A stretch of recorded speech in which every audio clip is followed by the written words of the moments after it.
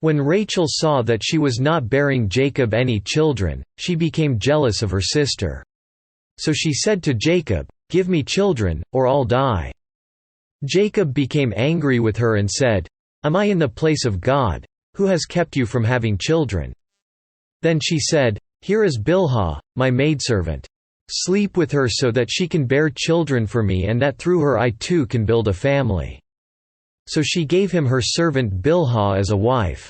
Jacob slept with her. And she became pregnant and bore him a son. Then Rachel said, "God has vindicated me, he has listened to my plea and given me a son." Because of this she named him Dan. Rachel's servant Bilhah conceived again and bore Jacob a second son. Then Rachel said, "I have had a great struggle with my sister, and I have won." So she named him Naphtali. When Leah saw that she had stopped having children, she took her maidservant Zilpah and gave her to Jacob as a wife. Leah's servant Zilpah bore Jacob a son. Then Leah said, "What good fortune!" So she named him Gad. Leah's servant Zilpah bore Jacob a second son. Then Leah said, "How happy I am! The women will call me happy." So she named him Asher. During wheat harvest, Reuben went out into the fields and found some mandrake plants, which he brought to his mother Leah. Rachel said to Leah, "Please give me some of your son's mandrakes."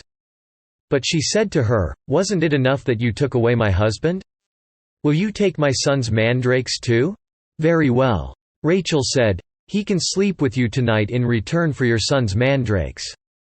So when Jacob came in from the fields that evening, Leah went out to meet him. "You must sleep with me," she said. "I have hired you with my son's mandrakes." So he slept with her that night. God listened to Leah, and she became pregnant and bore Jacob a fifth son. Then Leah said, "God has rewarded me for giving my maidservant to my husband." So she named him Issachar. Leah conceived again and bore Jacob a sixth son. Then Leah said, "God has presented me with a precious gift. This time my husband will treat me with honor, because I have borne him 6 sons."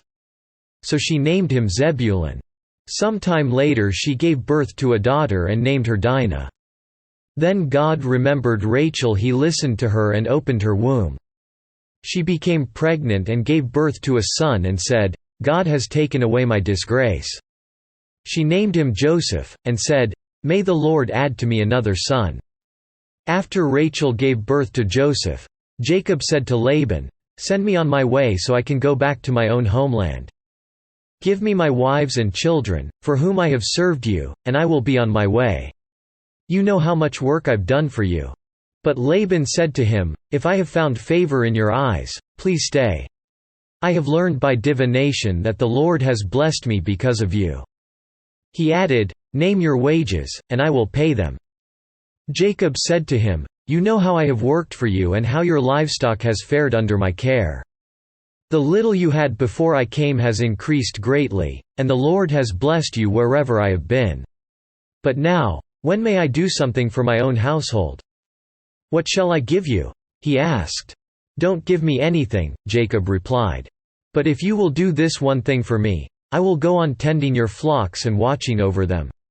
Let me go through all your flocks today and remove from them every speckled or spotted sheep, every dark-colored lamb and every spotted or speckled goat. They will be my wages. And my honesty will testify for me in the future, whenever you check on the wages you have paid me. Any goat in my possession that is not speckled or spotted, or any lamb that is not dark-colored, will be considered stolen." "Agreed," said Laban. "Let it be as you have said."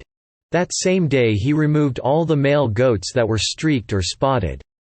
And all the speckled or spotted female goats, all that had white on them, and all the dark-colored lambs, and he placed them in the care of his sons. Then he put a 3-day journey between himself and Jacob, while Jacob continued to tend the rest of Laban's flocks.